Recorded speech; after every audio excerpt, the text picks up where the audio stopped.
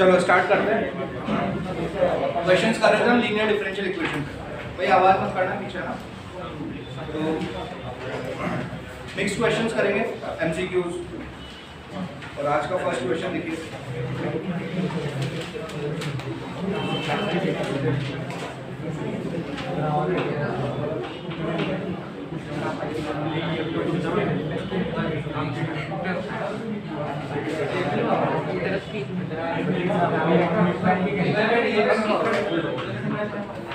अरे पीछे dy by dx plus y tan x is equals to 2x plus x square tan x, है ना? such that y of 0 is equals to 1. then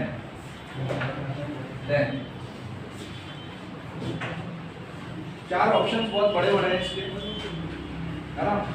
तो बड़े options लिखने का मेरा कुछ खास मन नहीं है तो आप उसको शो करो। then show that y dash pi by 4 minus y dash of negative of pi by 4 is equals to pi minus root 2, है ना? ये जो शो जो आपको करना है इसको देख के घबराना नहीं है आपको, है ना? आपको बस इसको देखो और काम शुरू कर दो अपना, है ना? क्या ये लीनियर डिफरेंशियल इक्वेशन है? क्या ये dy by dx plus py is equals to q के फॉर्म में दिख रहा है? अरे इतना और कितना धीरे बोलूं, सही है ना? क्या ये dy by dx plus py is equals to q form में दिख रहा है? हाँ, तो क्या है p और क्या है q यहाँ पर? हाँ, p tan x है, q दिख रहा है। निकालो इंटीग्रेटिंग फैक्टर, निकालो जनरल सॉल्यूशन, अपने आप पहुंच जाओगे आप एंड रिजल्ट तक।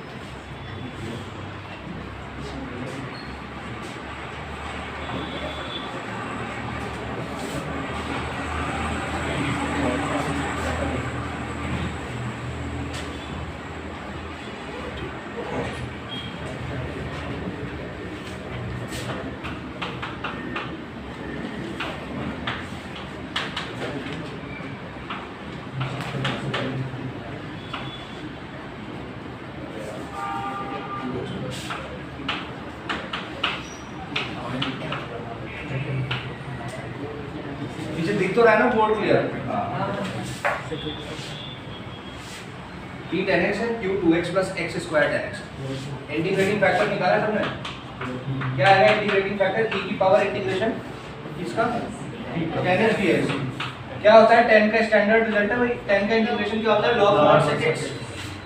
तो ये हो जाएगा e की power log mod sec x। हाँ, e रेज़ टू log के ऊपर कुछ भी लिखा होता है तो कुछ भी आ जाता है ना? तो क्या हो गया इंटीग्रेटिंग फैक्टर? sec x हो गया। कितना आया? यहाँ तक गाड़ी पहुंची? हाँ। अब कैसे देते हैं इसका जनरल सॉल्यूशन? हाँ, तो y into integrating factor is equals to क्या? Integration of q। What is q? 2x plus x square tan x multiply by sec x।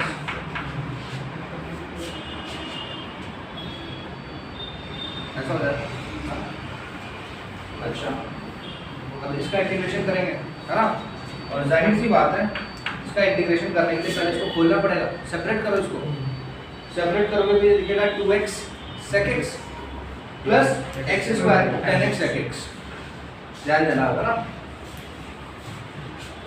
अच्छा, थोड़ा मेहनत वाला क्वेश्चन है। यहाँ तक कर लिया, यहाँ तक हो गया। ये पार्ट मिटा दूँ, ये वाला पार्ट मिटाऊँ, ये मिटा देता हूँ, क्वेश्चन मिटा देता हूँ। और जो एडिशनल इंफॉर्मेशन ये सब तो अब हमने कर ही लिया है, ये टॉपिक भी मिटा ही देते हैं। हमको जो शो करना है वो लिखा रहने देता हूँ ना। ये हमें शो करना है y डैश पाई बाय 4 और एक इंफॉर्मेशन दे रखी है y of 0 is equal to 1, यानी x इज इक्वल टू 0 पे y 1 दे रखा है ना। ये इंफॉर्मेशन आपने दी है। इतना पार्ट करो जो काम का है वो लिखा जाए। बाकी इधर देखो, तो अभी लिखा है ऐसा y sec x is equal to integration of 2x into sec x dx plus integration of x square into sec x tan x। समझ आ रहा है क्या? dx ये स्टेप आया, समझ लो क्या किया है, समझने का है ही क्या इसमें। अरे भाई this into this plus this into this किया है, नॉर्मल मैथ्स, है ना? ठीक है भाई। इतना करने के बाद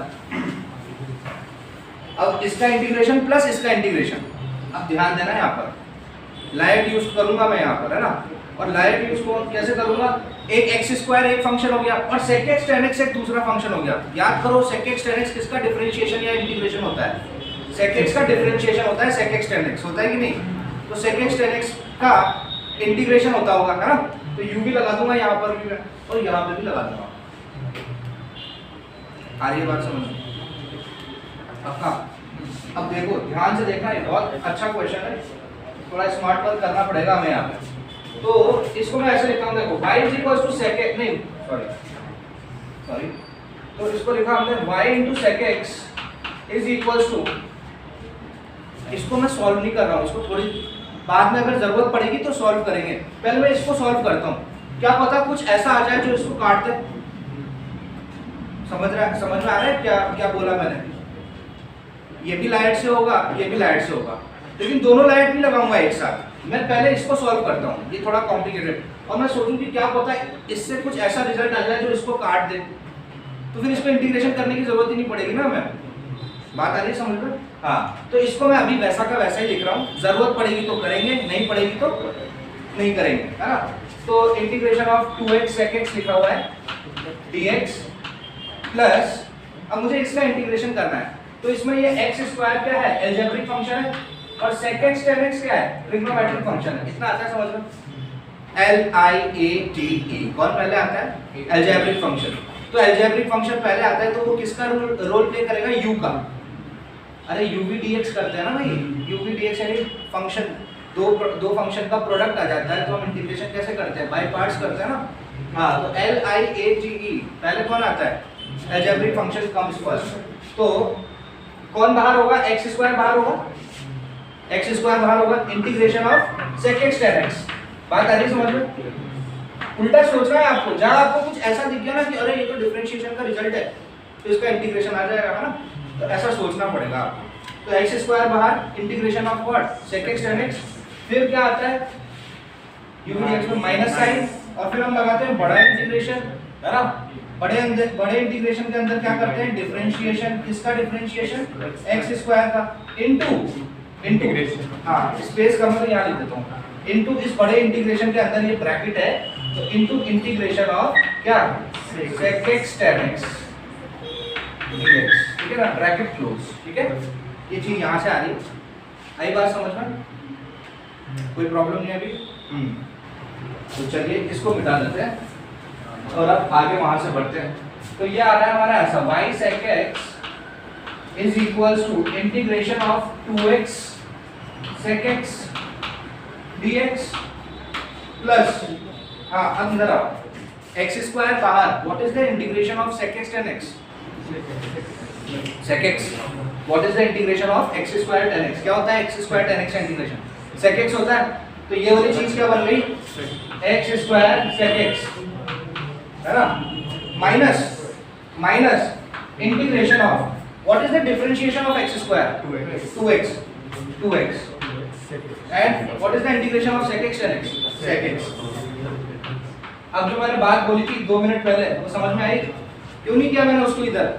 ये देखो शट कट रहा है। अरे क्यों करूं फिर इंटीग्रेशन जब कट ही रहा है तो? और ये बात समझ में आई है ना? हर क्वेश्चन का इलाज क्वेश्चन को देख के किया जाता है भाई, क्वेश्चन की डिमांड क्या है, इसको मैं कैसे अप्रोच करूं, है ना? अब आई बात समझ में, मैंने वहाँ क्यों इंटीग्रेशन किया? क्योंकि मुझे अंदर ही अंदर मन में ज्ञात हो गया था कि मैं एक ऐसी स्टेज पे आऊँगा जहाँ पे मुझे 2x sec x मिलेगा। और ये अंदर ही अंदर मुझे कैसे पता चला?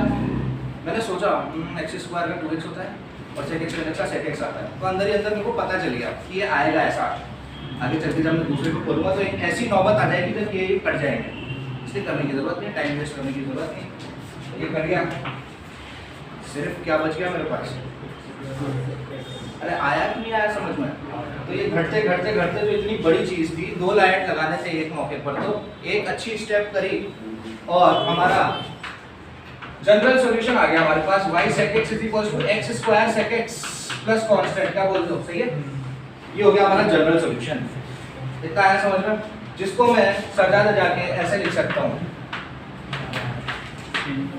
अब ये मत बोल दो ना अरे बाप रे ये क्या कर दिया, ये नहीं बताऊंगा, थोड़ा सा दिमाग लगा के सोच लो ये कैसे हो गया भाई, खुद सोचो, थोड़ा सा दिमाग पे फाड़ दो, ज्यादा नहीं देना है। आ गया ना समझ में क्या हुआ? ये क्या हुआ इस स्टेप से? sec x को डिवाइड कर दिया ना यार, फ्री कर दिया y को, तो sec x जब डिवाइड होगा तो यहाँ पे डिवाइड होगा और यहाँ पे भी डिवाइड होगा। यहाँ डिवाइड हो गया तो क्या होगा? बचा x स्क्वायर, और यहाँ डिवाइड हुआ तो क्या होगा? 1/sec कितना होता है? ये आ गया। इस चीज को ऐसे लिखा जा सकता है, कैप्चर कर लेते हैं इसको। और अब आते हैं यहाँ पर, पूछ रहा है y डैश। y डैश का मतलब क्या होता है भाई? dy/dx। ये बता, अरे y डैश लिखा हुआ है ना, y डैश क्या रिप्रेजेंट करता है? अगर ये y डैश या y1 लिखा हो तो हम समझ जाएंगे कि क्या है, first derivative with respect to x। तो वो पूछना चाह रहा है हमें dy/dx at π/4। समझ में आ रहा है? ये चीज का मतलब क्या है? dy/dx कहाँ पर? जब x की वैल्यू क्या हो, तो पहले क्या निकालना पड़ेगा? पहले तो dy/dx निकालना पड़ेगा, है ना? निकालो y डैश, जैसा क्वेश्चन लिखेगा ना मैं भी वैसे ही लिखूंगा। अगर वो dy/dx लिखेगा तो मैं भी dy/dx, वो लिख रहा है y डैश तो अपन y डैश लिखते हैं। तो y डैश क्या हो जाएगा भाई? 2x minus c sin x। क्या बोलते हो? सही लिखा है? cos का डेरिवेटिव क्या होता है? माइनस, कांस्टेंट मल्टीप्लाइड है तो कांस्टेंट मल्टीप्लाइड ही रहेगा, है ना? अरे 2 sin x का डिफरेंशिएशन 2 cos x होगा ना, तो इसी तरीके से c cos x का डिफरेंशिएशन क्या होगा? Minus c sin x। ये आ गई स्टेप समझ में? ये बन गया हमारा y डैश, है ना? अब उसने एक चीज बोली कि y डैश π/4 पे माइनस y डैश माइनस π/4 पे, क्या आंसर आएगा? नॉर्मल सी चीज करनी है, थोड़ी सी मेहनत। आप है ना मेहनत कर चुके हो, 99% काम आप अपना कर चुके हो। अब ये तो बच्चों वाली चीजें पूछ रहा है वो सेटिस्फाई कराओ और लाओ। हाँ तो पहले तो अपन निकालते हैं ये, फिर निकालेंगे ये और दोनों को क्या कर देंगे? घटा देंगे। तो हमारा हमको ये प्रूफ करना है। तो पहले देखो y डैश π/4 क्या आएगा मेरे को ये बताओ। दुनिया में जहां x है वहां पर π/4, तो 2 × π/4 माइनस c × व्हाट? sin π/4। क्या होता है sin π/4? 1/√। ये आ गया समझ में? पक्का? तो ये कितना आ गया हमारे पास? π/2 माइनस c/√। क्या आया समझ में? है ना? ये तो हो गया मेरा ये, अब निकालूंगा ये, है ना? तो y डैश माइनस π/4 कितना होगा? अब बताओ जल्दी। यहाँ माइनस π/4 आ जाएगा तो कितना बनेगा ये? माइनस π/2 और यहाँ पर ध्यान देना सिर्फ माइनस की जगह प्लस आ जाएगा। क्यों आएगा? क्योंकि साइन ऑफ माइनस थीटा क्या होता है? माइनस साइन थीटा, और माइनस माइनस क्या बन जाएंगे? प्लस, बाकी सब वही रहेगा। अरे ज़्यादा दिमाग की जरूरत नहीं पड़ा। हाँ तो आ जाएगा प्लस c/2। ठीक है? हाँ भाई समझ में आ रही है? इसको क्या करना है, कैसे क्या घटाना है? अच्छा अरे अरे अरे हाँ, c की वैल्यू भी निकाली अपन ने, हाँ ये इंफॉर्मेशन तो यूज ही नहीं करी हमने। y(0) 1 दे रखा है। हाँ तो ये है ना हमारा जनरल सॉल्यूशन। y(0) = 1 का मतलब क्या है? x = 0 पे y1 है ना? तो x = 0 यहाँ डालूंगा। x बराबर 0 यहाँ डालूंगा, मेरी बात सुनो, पर्टिकुलर सॉल्यूशन x बराबर 0 यहाँ डालेंगे, ये बन गया 0, x बराबर 0 यहाँ डालेंगे तो क्या बनेगा cos 0 की वैल्यू कितनी होती है 1, और 1 इंटू सी कितना होता है c, और यहाँ कितना बना है 0, तो c प्लस 0 कितना हुआ c, और यहाँ कितना हुआ 1 क्योंकि y है, तो c का वैल्यू कितना हो गया 1, तो पर्टिकुलर सॉल्यूशन हो गया ये। आया समझ में? अरे आया कि समझ में नहीं? ये हो गया हमारा पर्टिकुलर सॉल्यूशन। अब c की वैल्यू 1 है, हटाओ ये c, हटाओ c अब तो, अरे आया ना समझ में? 1 है ना, हाँ हटाओ ये, ठीक है, हटाओ ये c ना, आ गया समझ में? जहाँ जहाँ c लिखा हुआ है वहाँ क्या लिख दो 1 1 1 है ना, c 1 ही आया। हाँ भाई, तो ये है हमारा y डैश पाई बाय 4, ये है हमारा y dash minus pi by 4, दोनों को क्या करना है मुझे घटाना है, तो इसमें से इसको घटाऊंगा, देखो दिस माइनस दिस क्या आ जाएगा, क्या प्रूफ क्या कर रहा है, आ जाएगा, इसमें से इसको घटाना है, तो देखो ये माइनस, ये माइनस का साइन है बीच में, तो माइनस माइनस क्या हो जाएगा प्लस, तो pi by 2 plus pi by 2 कितना होगा पाई, आ रहा है समझ में? ये बताऊं अभी घटा के, ये माइनस ये है ना, ब्रैकेट लगा दो, तो ये माइनस माइनस क्या होगा प्लस होगा, तो पाई बाय 2 में पाई बाय 2 जुड़ जाएगा, तो कितना आएगा पाई, है ना, और minus 1 by root 2 minus plus minus, minus 1 by root 2 minus 1 by root 2, तो कितना आ गया माइनस 2 अपॉन रूट 2, क्या आ गया minus 1 upon root 2 minus 1 upon root 2, कितना आ गया, अरे दो बार 1 अपॉन रूट 2 आ गया नेगेटिव साइन के साथ, तो माइनस 2 अपॉन रूट 2, क्या है हमारा आंसर। क्या 2 को रूट 2 काटेगा कितनी बार, रूट 2 बार, तो रूट 2 ने 2 को काट दिया रूट 2 बार, प्रूव हो गया हमारा, है ना। ये मैंने आपको, क्योंकि मेरे को 4 ऑप्शन लिखने में बहुत वो हो रहा था, बहुत बड़े बड़े ऑप्शन हो रहे थे, इसलिए मैंने आपको शो करने के लिए बोला। 4 ऑप्शन जो थे वो इसी फॉर्म में होंगे, y dash pi by 4 minus y dash minus pi by 4 बराबर रूट 2 माइनस पाई, बहुत क्लोज होंगे ऑप्शन, है ना, तो ध्यान रहे, ठीक है। अप्रोच तो वही होगी जो हमने सीखा है, तो ये तो बाद में तो कंडीशन लगाओ और आंसर लाओ, आया समझ?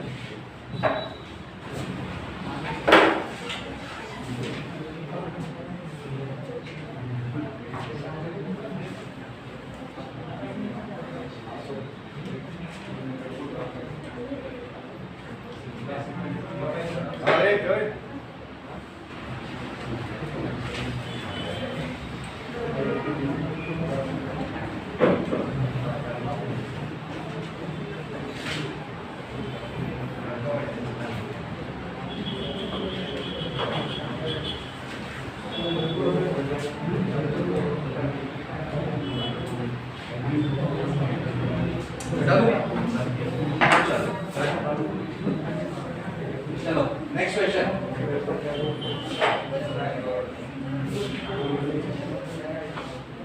dy by dx is equal to y plus 3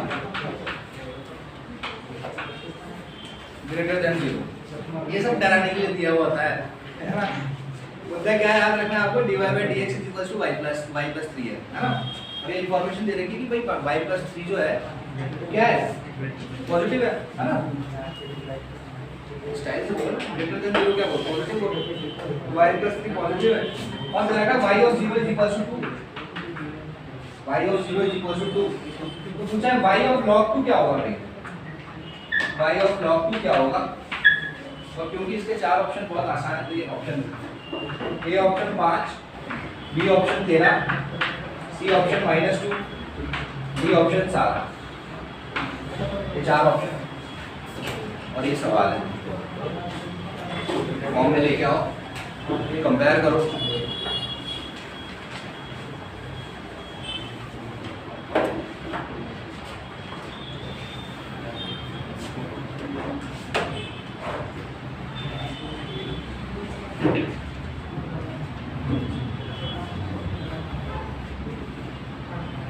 एक मिनट के अंदर मुझे बताओ P और Q क्या है, सब नहीं, पहले P और Q से भी पहले वाली बात, क्या ये लीनियर डिफरेंशियल इक्वेशन है, हाँ थोड़ा कॉन्फिडेंस दिखाओ यार, है ना सर p-1 और q बहुत ही शानदार, है ना। तो dy by dx minus y equals to 3 लिखूंगा मैं इसको। क्या आप बता सकते हो p और q क्या है? p हाँ दिख रहा है, p हो गया -1, q हो गया 3। अरे हो सकता है ना can be function of x और it can be constant. Constant है हमारे केस में, इस वाले पर्टिकुलर क्वेश्चन में ये कांस्टेंट होता है ना। इंटीग्रेटिंग फैक्टर क्या हो जाएगा? e की पावर इंटीग्रेशन -1 dx, है ना। -1 dx मतलब -1 बाहर कर दो, क्या हो जाएगा? e की पावर -x हो जाएगा। इतना आना चाहिए समझ। -1 dx, -1 बाहर, dx का integration x, -1 into x minus x। ये आया इंटीग्रेटिंग फैक्टर, कितना आया? e की पावर -x। ठीक, जनरल सॉल्यूशन क्या आ जाएगा? जनरल सॉल्यूशन निकाला उसका,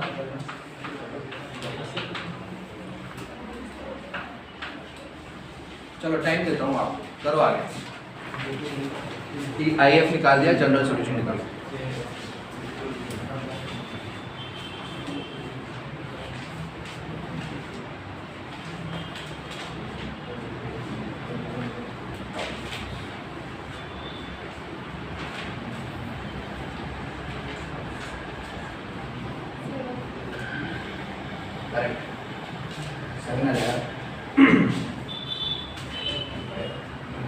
कल एक मैंने आपको बोला था एक रिजल्ट याद रखने के लिए, e की पावर x इंटू एक्स का ना, क्या होता है उसका इंटीग्रेशन? e की power x into x minus 1। और अगर e की जगह e की पावर -x हो तो वो भी ध्यान रखना। दोनों रिजल्ट मैंने कल लिखवाया था शायद, उससे ये हो जाएगा। और 7 जो है आपका आंसर आना चाहिए।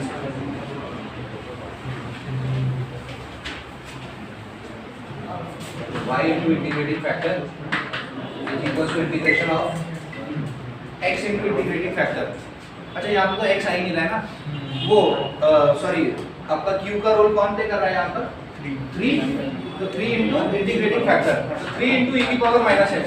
अरे और कितने जान तो लगे, ये तो बहुत ही आसान है, कोई लाइट वाइट करना कुछ नहीं लगेगा। या तो 3 बार e की पावर -x का इंटीग्रेशन क्या हो जाएगा? e की पावर -x डिवाइडेड बाय -1, है ना। तो ये हो जाएगा y इंटू e की power -x is equals to -3 e की पावर -x लिख सकते हैं, है ना। अरे माइनस वाला है, माइनस ऊपर नीचे कर दो, कहीं फर्क नहीं पड़ता। तो क्या ऐसे लिख सकता हूँ y is equals to -3 plus e की पावर x। हाँ चमत्कार हो गया ये,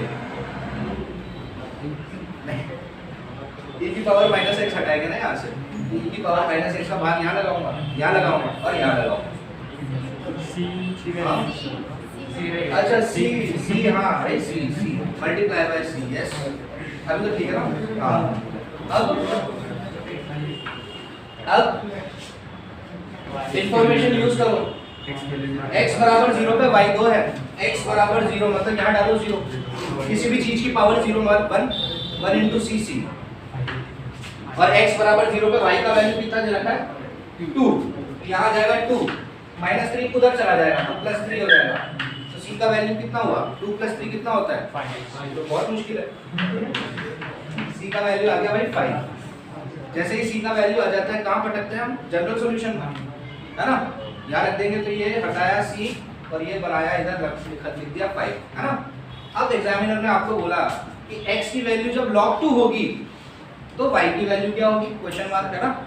तो दुनिया में जहाँ x है वहाँ रख दो log 2, तो x की जगह मैं रख दूँ यहीं पर, x की जगह मैं रखता हूँ log 2 और e रेज़ टू log क्या होता है? e की power e raise to log के साथ कुछ भी लिखा होता है तो कुछ भी आ जाता है। तो यहाँ क्या आ जाएगा? सिर्फ 2 आ जाएगा और 5 2 जा कितना हो जाएगा? 10। सो -3 + 10 7 हो जाएगा, है ना। इस तरीके से आपने लास्ट ईयर का एक और क्वेश्चन कर दिया है, ठीक है। सभी लास्ट ईयर के क्वेश्चन है, morning shift, evening shift, differential equation पे।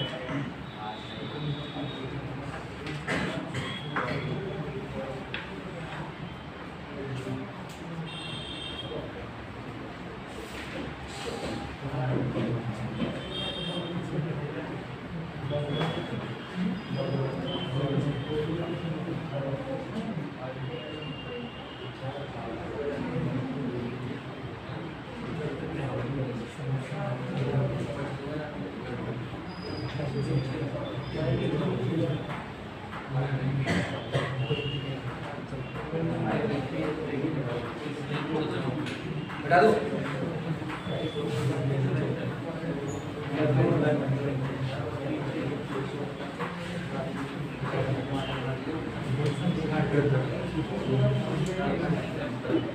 एक क्वेश्चन देखना, ये मैं करवाऊंगा ना, तो ये क्वेश्चन देखना, थोड़ा ध्यान देना। cos x dy is equals to y into sin x minus y dx है ना। दो क्वेश्चन कराऊंगा, दोनों क्वेश्चन आपको आपकी स्टेट बोर्ड की किताबों में नहीं मिलेंगे, आपके बोर्ड एग्जामिनेशन में इस तरीके के क्वेश्चन नहीं पूछे जाएंगे, लेकिन कॉम्पिटिटिव एग्जाम के लिए इंपॉर्टेंट है। ये देख सकते हो आप, जेईई के लिए, है ना। ये जो फॉर्मेट मैं बताऊंगा ये जेईई का फॉर्मेट है, ये भी लीनियर डिफरेंशियल इक्वेशन नहीं, लेकिन दिखेगी नहीं आपको ये लीनियर जैसे, है ना। कुछ मेहनत करके इसको बनानी पड़ेगी। जैसे हम वो करते थे ना वेरिएबल सेपरेशन में, सीधे वेरिएबल सेपरेट हो जाते थे तो कोई मसला ही नहीं होता था, लेकिन अगर वेरिएबल सेपरेट नहीं होते थे तो हम उसको रिड्यूस करते थे एक प्रॉपर सब्स्टिट्यूशन करके, याद है वेरिएबल सेपरेशन में ये मैंने आपको पढ़ाया था। अब पहले ये इक्वेशन दे रखी है, कोई भी इक्वेशन अगर डिस्टर्ब फॉर्म में ऐसे दे रखी हो तो सबसे पहले उसको dy by dx के फॉर्म में लिखो या dx upon dy के फॉर्म में लिखो, ये सबसे पहला काम होगा। तो अगर मैं इसको dy by dx के फॉर्म में लिखूंगा तो dy by dx के फॉर्म में मैं लिखूंगा तो ये होगा y sin x minus y divided by cos x। कितना आता है ना समझ में, तो है ना, इतना आता है समझ में, पक्की बात। अब देखो, अब मैं अगर इसको अलग, अच्छा dy by dx के फॉर्म में लिखेंगे, dx upon dy तो लिखेंगे नहीं, क्योंकि मैं इसको सेपरेट कर सकता हूँ, dx upon dy मैं नहीं कर पाऊंगा, जब ये नीचे आ जाएगा तो थोड़ा ना कर सकता हूँ। अरे बताओ ना मेरे को, a upon b plus c लिखा हो तो क्या आप इसको अलग कर सकते हो क्या? लेकिन अगर a plus b upon c लिखा हो तो आप अलग कर सकते हो। इतनी तो बात आती है ना यार, बच्चों वाली मैथ से। तो हाँ, इसीलिए मैंने लिखा dy by dx, तो क्या मैं अब इस dy by dx को y into tan x minus y sec x लिख सकता हूँ क्या? चमत्कार है? आप अचानक क्या कर देते हो यार, ये यहाँ से कैसे होगा ऐसा? अरे समझ रहे हैं? y into sin x divided by cos x क्या होगा? y tan x। थोड़ा स्मार्ट मत करो यार, है ना, अपने दिमाग पे भी जोर देना चाहिए थोड़ा। And y into y square, है ना। हाँ, मुझे भी देना चाहिए कभी कभी। तो ये y into y कितना आ जाएगा? y स्क्वायर 1 अपॉन cos क्या होता है? sec, ठीक है।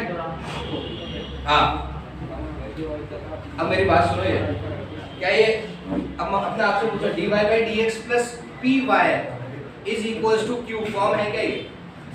dy by dx py है ना, is equals to q। q function of x है क्या? नहीं, q तो composition function of x y दोनों आ गया ना। कंपेयर करो इसको, अब देखो गड़बड़ है कि नहीं भाई। हमने तो लीनियर में पढ़ा था कि py is equals to q, उसमें p और q क्या होना चाहिए? फंक्शन ऑफ x होना चाहिए। यहाँ तो गड़बड़ हो रही है। हाँ, तो ऐसी गड़बड़ ठीक कैसे करते हैं? आ रही है बात समझ में? मतलब यार अच्छे से बताओ यार, समझ में आ रहा है कि नहीं आ रहा है? क्वेश्चन समझ में आया? क्या झोल है इस क्वेश्चन में कि यार ये बन नहीं रहा है, जो फॉर्म हमको देखनी चाहिए, जो हमको फॉर्म दिखनी चाहिए वो दिख नहीं रही है ना। तो अगर वो दिख नहीं रही है तो हमको कुछ सूटेबल, है ना, सब्स्टिट्यूशन यहाँ पे भी करना होगा। या ऐसी डिफरेंशियल इक्वेशन जब हम इस नतीजे पे आ जाते हैं और फिर इस टाइप की डिफरेंशियल इक्वेशन को क्या बोलते हैं? Bernoulli's differential equation. क्या बोलते हैं भाई? such a differential equation is known as Bernoulli's, लिख लो ये, such a differential equation is known as Bernoulli's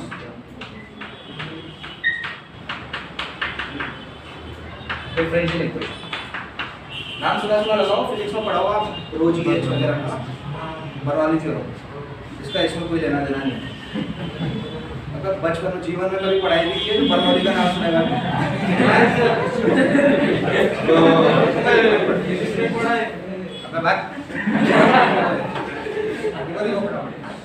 इस टाइप की इक्वेशन को बर्नौलीज डिफरेंशियल इक्वेशन कहते हैं। अब बात सुनो इसकी, कहाँ यहाँ गड़बड़ क्या हो रही है? क्यू में गड़बड़ हो रही है। अरे क्यू में गड़बड़ दिख रही है ना, जिसमें कोई गड़बड़ नहीं। यहाँ पे भी p सही है tan x और यहाँ y है, गड़बड़ क्या है? y स्क्वायर की गड़बड़ है। तो हटाओ इस y स्क्वायर को। अगर इसको मेरे को यहाँ से y स्क्वायर को हटाना है तो दोनों तरफ 1 अपॉन y स्क्वायर लगाना पड़ेगा। मुझे दिख गई गड़बड़, है ना। ये है गड़बड़, है ना? क्यू में है गड़बड़, तो क्यू की गड़बड़ मिटानी पड़ेगी, उसको मिटाने के लिए ये वाई स्क्वायर है वो हटाना पड़ेगा, ठीक है?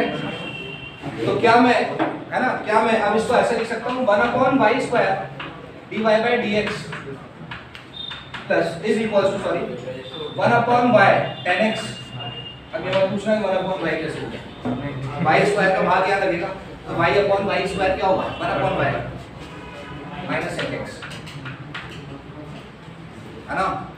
मतलब मैंने इसको थोड़ा सा इलाज किया। पहले क्या देखा आपने? बनाया dy/dx फॉर्म में, फिर देखिए आपने क्यू में गड़बड़ी ठीक करने के लिए आपने उसका इलाज किया, है ना?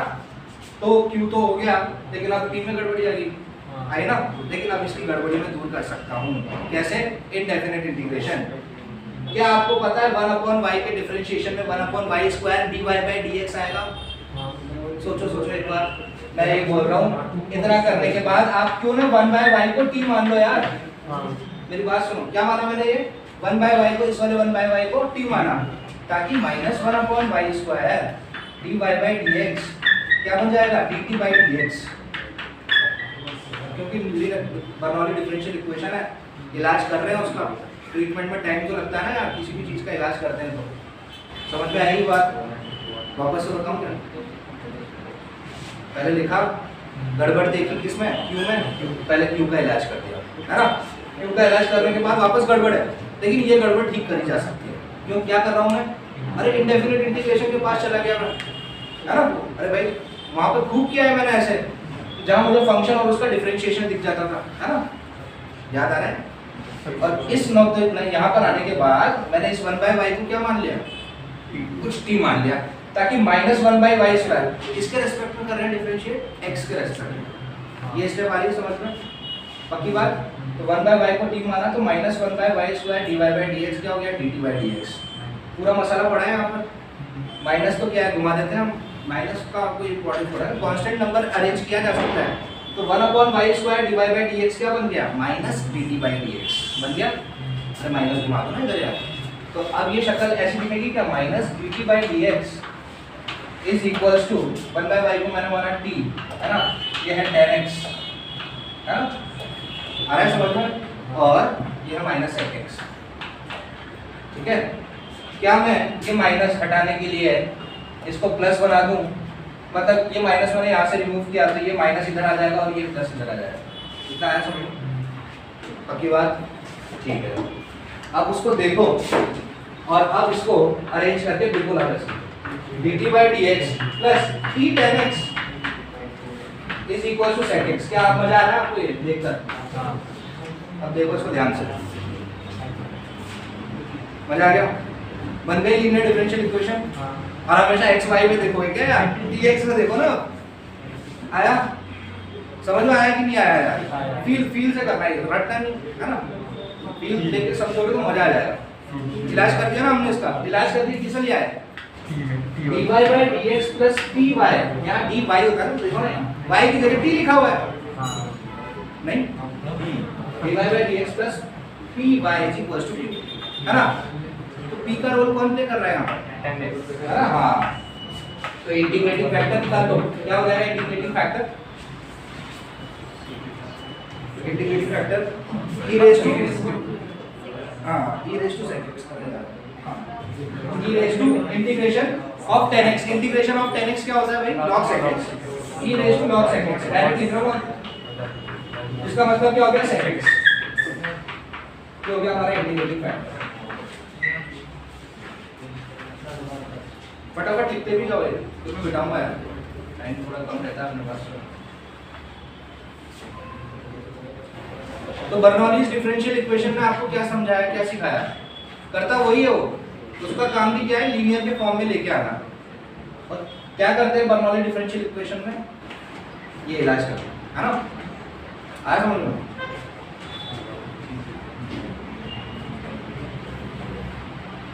तैयार है ना जेईई में? तो इस तरीके से क्वेश्चन आता है, पूछा जा सकता है।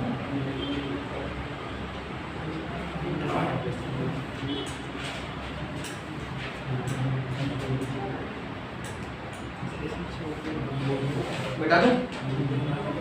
थोड़ा ये बता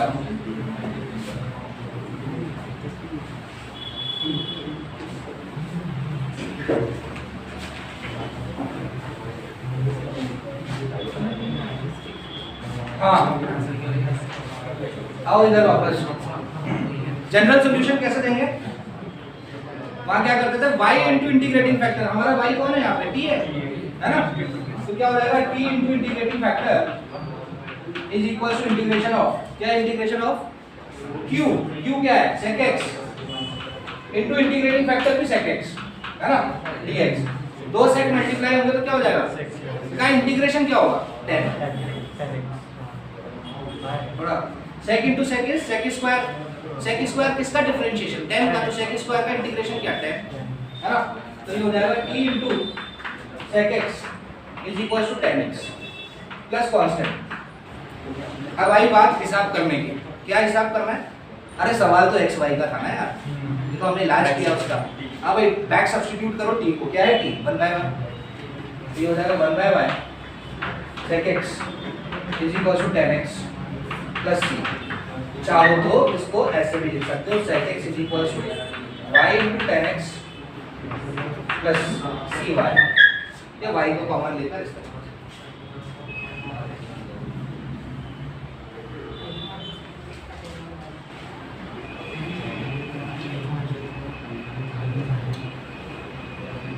उम्मीद करता हूँ कि ये समझ में आया होगा।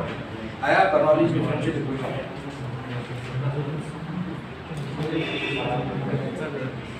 है ना?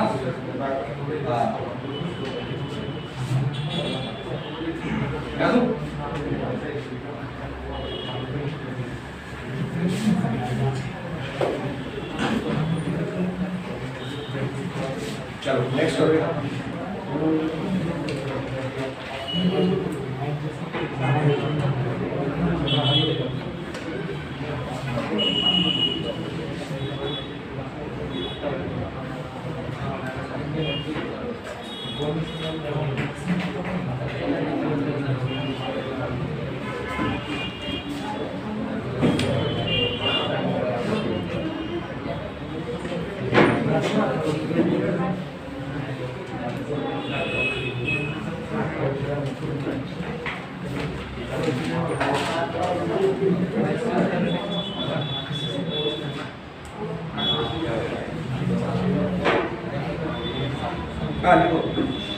If a curve passes through the point, अगर कोई कर्व पास हो रहा है किसी पॉइंट से और वो पॉइंट है 1, -2। If a curve passes through the point 1, -2 and has slope of the tangent हाँ भाई डिफरेंशिएशन में पढ़ा था हमने स्लोप ऑफ द टेंजेंट मतलब dy by dx है ना? याद है कि नहीं? and has the slope of the tangent at any point x, y. Slope of the tangent at any point x, y on it is x square minus 2y divided by x. ठीक है? ये then the curve also passes through the point. Then the curve also passes through the point. Option A दे रखा है, option B दे रखा है, option C दे रखा है और ऑप्शन डी दे रखा है। क्वेश्चन समझा देता हूं मैं आपको वापस। अगर कोई कर्व पास हो रहा है 1, -2 पॉइंट से है ना, और उसका वहां पर उस वक्त स्लोप ऑफ द टेंजेंट दे रखा है x² - 2y divided by x। तो आपको पूछा है तो वो कर्व और भी एक पॉइंट है जहां से पास हो रहा है, वो पॉइंट कौन सा है?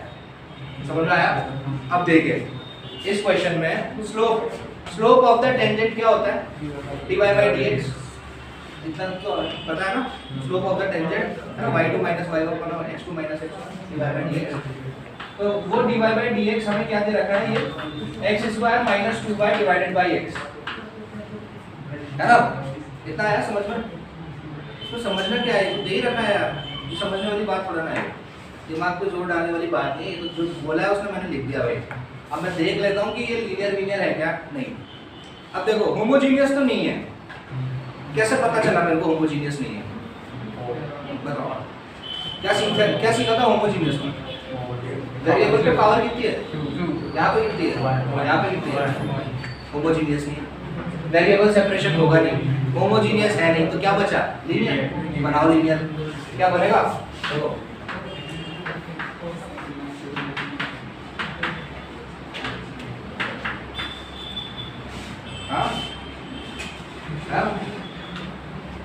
अच्छा, क्या मैं इसको अब ऐसा लिखूं dy by dx plus 2 by x square is equals to x, right?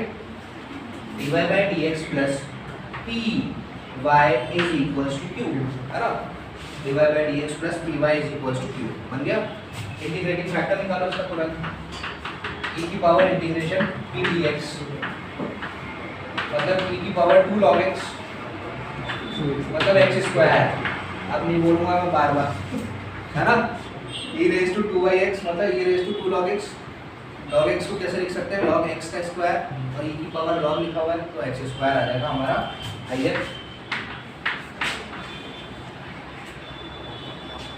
आया समझ में?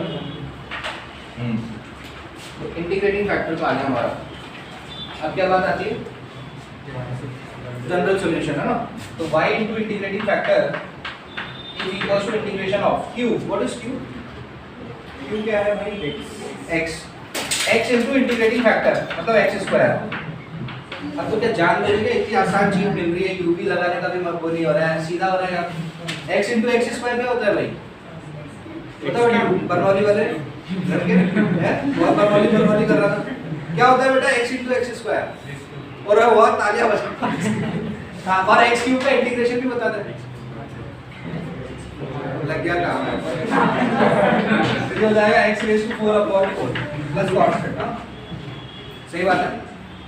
x cube x raised to n का क्या होता है? n plus 1 upon n plus 1। हाँ तो भाई स्थिति ये आई हमारी y x square is equals to x raised to 4 upon 4 plus constant. अरे बात समझ में आ रहा है? ठीक है भाई, पास करवाओ। कहाँ से, कौन से पॉइंट से पास हो रहा था ये? 1, -1, 2। तो दुनिया में जहाँ जहाँ x है वहाँ वहाँ -1 और y की जगह 2 रखो तो कांस्टेंट की वैल्यू क्या आएगी बताओ? मिटा दूँ ये पार्ट मिटा दीजिए। हाँ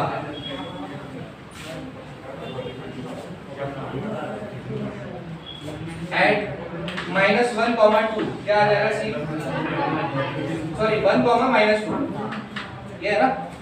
1, -2 पे क्या हो जाएगा? -2 into 1 का स्क्वायर इज इक्वल्स टू 1 की पावर 4 upon 4 प्लस कांस्टेंट। ठीक है ना? 1 का स्क्वायर कितना होता है? 1 -2 into 1 कितना होता है? -2 है ना? ये हो गया -2 और ये 1/4 तो -1/4 हो जाएगा इज इक्वल्स टू कांस्टेंट। ठीक है ना?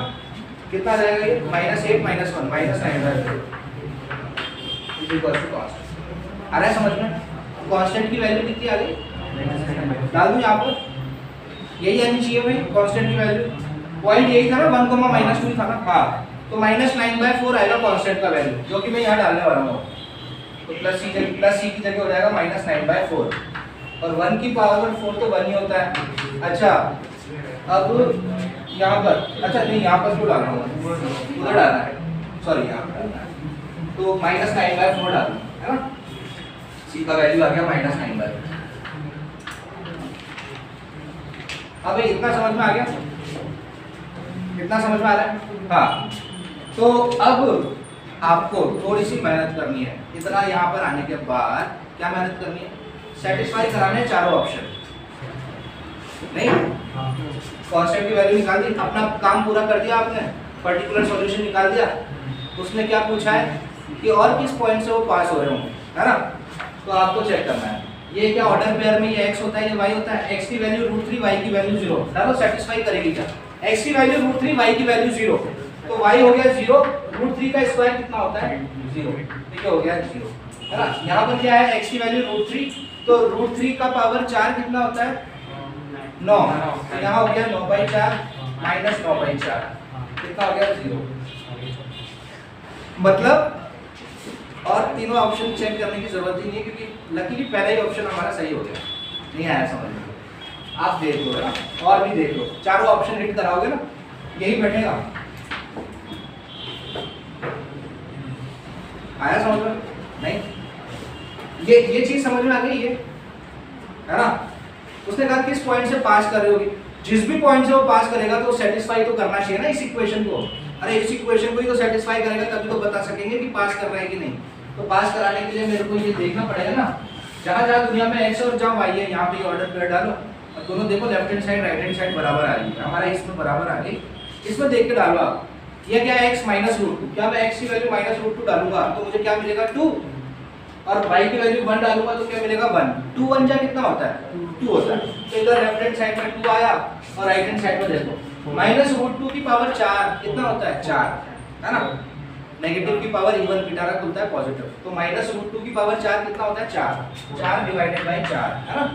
माइनस 9/4, जो भी होगा जीवन में कभी 2 नहीं होगा, है ना? देखो 4/4 1 होगा, 1 माइनस 9/4 कितना होगा minus 5/4, which is not equals to 2 ना। आया ना समझ में? तो ऐसी स्थिति के बाद जब वो पूछा ना और बताओ किस पॉइंट से पास हो रहे हैं, तो ये दिमाग लगाना है ना? तो जेई वाले कैसे भी पूछ सकते हैं, जेई में इसी तरीके से पूछ, है ना? तो ये गलत हो जाएगा, इसी तरीके से ये भी गलत हो जाएगा, ये भी गलत। लकीली हमारा फर्स्ट ऑप्शन क्लिक होगा और वही हमारा आंसर √3,